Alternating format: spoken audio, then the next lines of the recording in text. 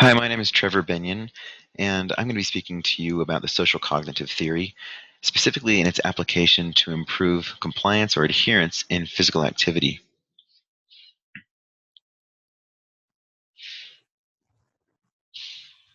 Okay. Psychology has long investigated theories of long-term behavioral change and motivation for improved physical activity and health. Certain physical activities have greater rates of compliance than others, and it's to the advantage of the health professional and also to the general public looking to find improved strategies for wellness to learn which activities are perhaps easier, more enjoyable, and subsequently more habitual for the individual, for the participant. Research indicates that when individuals begin an exercise program, more than 50% of them will drop out within the first 6 months. This drop-off in exercise participation rates is hypothesized to be a factor of barriers rather than motivators, with bad weather and lack of interest being among the most statistically significant barriers. According to Belza and colleagues, ideal physical activity programs that overcome the most barriers and include the most powerful motivators are ones that are budget-friendly and appeal to more than one cultural group. So in today's discussion on the social cognitive theory, specifically for increased physical activity, compliance, and adherence, I'm going to be speaking on a variety of different topics, and they're going to revolve around three primary bullet points here: the historical evolution of the social cognitive theory, its strengths and limitations, and a critical analysis of the peer-reviewed support and also its application and how, as health professionals, we can help to improve physical activity compliance. A little bit about the history of the social cognitive theory. A lot of our popular understanding and common understanding of this theory is thanks to Albert Bandura, his research dating back to the 1960s. His research wasn't necessarily on the application of exercise adherence, but it really paved the work for the current research and application and how we can improve compliance to physical activity. In a review on various learning theories and physical activity participation, I found that some of the earliest references to the social cognitive theory date back to 1998 in specific relation to exercise compliance. And a lot of those earlier studies focused on self-efficacy as an influence for exercise motivation. And from this review, it says that improvements in self-efficacy increased overall exercise enjoyment and subsequent compliance to regular participation.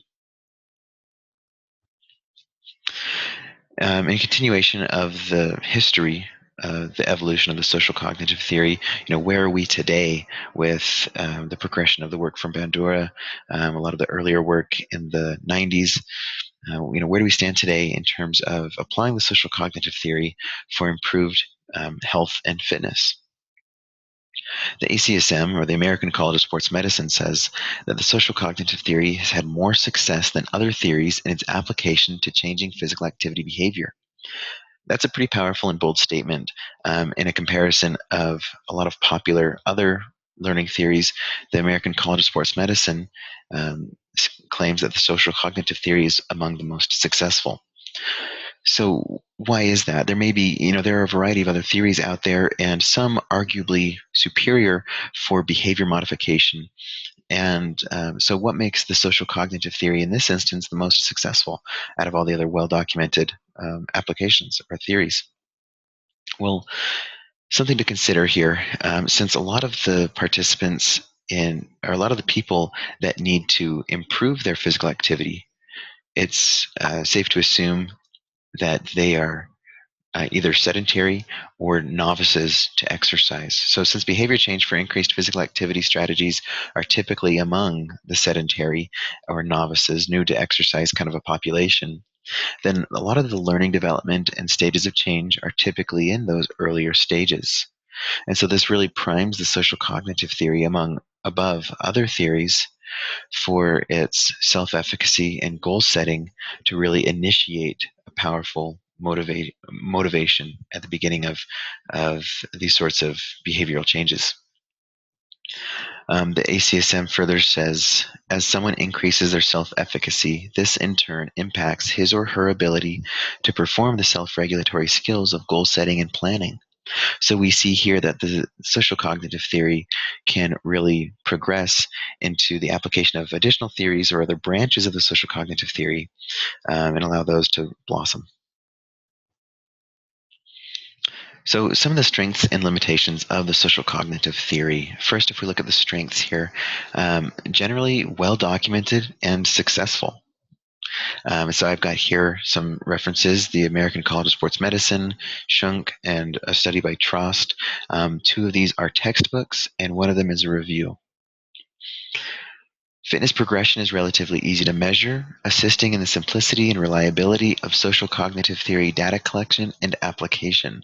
So specifically in the world of fitness and improving health and health promotion, what I mean by this second strength is fitness is relatively easy to measure. So you could have a baseline strength or even power or cardiorespiratory fitness, and out over a 6 or 12-week study, there could be also a post-testing outcome on that initial baseline measurement. And so then we can then in turn transfer that to a real-world setting, either with a student or with a client or with yourself, and you could set appropriate goals, and you could take that research and say, okay, after 12 weeks of following this specific protocol, these are the expected outcomes. And then you could set appropriate goals. Setting appropriate goals would then in turn result in increased self-efficacy as the individual, the participant in this exercise example, would then see the expected goals be realized. So that makes the goal setting and measurement relatively simple. And then also another strength is there are well-established strategies and models for application. For example, the stages of change model, which I'll address in just a little bit. Also, you could simply provide a template of an easy-to-use tracking sheet for measurement and goal-setting kind of tracking. Some of the limitations of the social cognitive theory include that the population is almost always novice. So again, there's not a lot of data on well-trained individuals. Also, another limitation is there's a potential for overreaching in goal setting. This is something that I witness among my students and also among clients, that it's exciting to set a really ambitious goal, especially with health and with fitness. But the problem is if the goal is overly ambitious and not practical to be obtained within the time frame, within the duration that is available, then it can be there could be almost a backward effect, where instead of the self-efficacy improving as the goals are being realized, it'll be kind of heartbreaking as the goals are not being realized according to the established goals. So there's a potential for overreaching. Uh, excuse me. There's also a potential for misinterpretation of vicarious consequences. So if you are in an exercise group and some of your workout buddies are progressing, and you're seeing their goals being realized, that can in turn increase your self-efficacy and motivation by seeing them do something the same or similar to what you're doing. However, the potential for misinterpretation can come from maybe their diets are different, or maybe they're doing additional exercises on top of what you're also participating in. And so the vicarious consequences have the potential to be misleading. So an example that I want to share with you about the application of the social cognitive theory for improved physical activity is the stages of change model. And this is adapted from the American College of Sports Medicine. And what we have here on the left is the column of the stages of change, and on the right are the goals. So if there's an individual who is in the pre-contemplation stage, then an appropriate goal would be to help that client begin to think about being physically active. As they continue to contemplate that, then you can set a goal to increase the likelihood that the client will take steps to becoming physically active. As they become prepared, or they're in the preparation stage, then an appropriate goal would be to increase their physical activity to the minimum recommendations. And then both the action and maintenance phase, or excuse me, stages, the goals there are just to maintain that physical activity.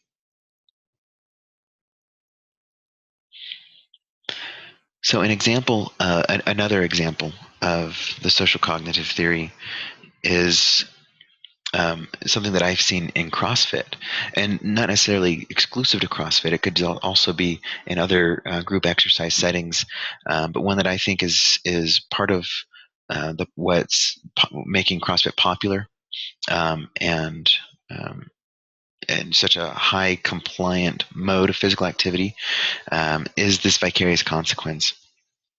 And it's another influence on self-efficacy is this vicarious experience or modeling. It involves improvements in self-efficacy caused by observing others performing a similar, if not the same, activity that you're performing. So this type of efficacy expectation is of particular interest in group exercise sessions. So if one participant is doing extraordinarily well, and this can improve the self-efficacy of the others and further motivate them. So CrossFit is an example of that, where there's individuals in a group setting, and they're able to cheer each other on and help each other out, and create a motivating environment for not only the exercise intensity, but just the exercise completion.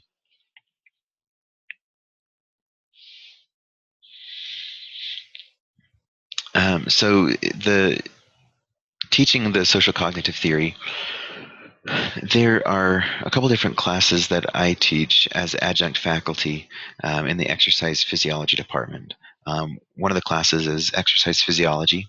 Another class is called American Epidemic. And what that class involves is teaching students, and this one is also a general class, so it's for all majors, for all students, but it involves teaching students how to prevent, as much as is humanly possible, chronic diseases by means of exercise and nutritional interventions. And then a third class that I teach is to the seniors, the graduating seniors in the exercise physiology department, and this is their exercise physiology research. In exercise physiology, the class itself, there's something that a number of us faculty have implemented, and it's what we call match the message. And it's an opportunity for the students to practice what they preach. We have a lot of students who are academically really smart and able to create a lot of really effective exercise programs, or understand a lot of the science in exercise physiology, and to be able um, to apply that subsequently to their clients, or whoever their work population is as they progress career-wise. Then it's important for them to practice what they preach, to be able to not just empathize, but to sympathize, with what they're making their clients do. Not only that, but we hope that with increase in knowledge of exercise and the benefits of exercise, that's in and of itself a motivator to maintain at least the minimum recommendations of physical activity. So we have this program we call Match the Message. We apply this to almost all the students in the exercise physiology department. And one thing that I've been able to do as an instructor in this kind of a setting is to apply the social cognitive theory and the stages of change to my students. And so I have them set their own exercise programs. So this isn't anything that I'm particularly designing for them. It's totally up to them, however they want to exercise. And based on, I'll have a questionnaire, like a pop quiz at the beginning of the semester, which is simply just the stages of change model. And I'll ask the students where they stand within that model, and from there provide recommendations for physical activity that they can implement themselves. That's not overwhelming, but it's appropriate and exciting for them because it's an attainable goal. So that's one way that I teach the social cognitive theory in the Match the Message program, or assignment, among various classes. In my American Epidemic class, I assign wellness journals. Every week, the students are to turn in 2 wellness journals. One of them is always relative to physical activity, and the other journal is relative to various other domains of wellness that we teach in the class. But in the physical activity journal, wellness journal assignment, I'll have students, stand up in the middle of class and report on what are some of the things that they're doing, assuming that they're okay with making that public, and we get to kind of share and buoy each other up based on experiencing or listening to what some of these other students are doing and how they've been able to do it, and their application of their wellness. But specifically in writing down and then submitting these wellness journals, what these students are doing is they're creating small, simple, attainable goals. And that's helping them to be motivated and improving their self-efficacy. And also, in the research class that I teach, we are always looking for research subjects to participate in our studies. And not only do we expect them to be compliant throughout the duration of the study, but then also afterwards, we really hope that they maintain the training status and the fitness that they have acquired as a participant.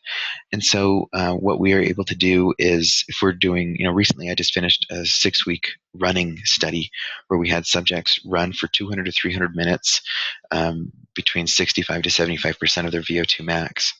At the end of the study, a lot of the students were really excited to be done because they didn't have to run anymore. And that gave me it was kind of a really cool teaching opportunity to sit down with them and ask them, are they still interested in continuing their running and maintaining the fitness that they've acquired? And sharing with them the data from the research study is something that improves their self-efficacy. And being able to talk to them and provide that teaching moment of maintaining the things that they've been able to accomplish is a powerful motivator. Something that I've been able to use the social cognitive theory in my application and teaching that.